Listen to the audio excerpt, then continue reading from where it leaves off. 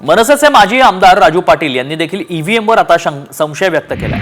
कल्याण ग्रामीण मतदारसंघात एकूण 65,000 मतदान वाढलं। 66,000 मतांनी शिंदे गटाचे राजेश मोरे विजयी झाले। वाढलेलं सगळंच मतदान त्यांनाच कसं मिळालं असा सवाल राजू पाटील यांनी केलाय। तर हे सर्व संशयास्पद असल्याचा आरोप करत त्यांनी व्हीव्हीपॅट मशीनमधील मतमोजणीसाठी 8 लाख रुपये भरले। तर त्यात बऱ्याचशा गोष्टी संशयास्पद आहेत।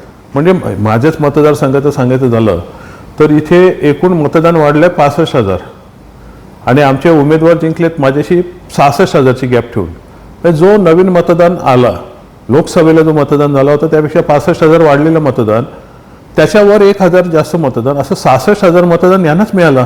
त्या अनुषंगाने मी पण ती मागणी केलेली आहे। त्याचे काय 17 ईव्हीएम मशीन त्याचं व्हीव्हीपॅट मोजण्यासाठी जे कायदेशीर काहीतरी साधारण 8 लाख भरायचे असतात ते भरलेले आहेत मी।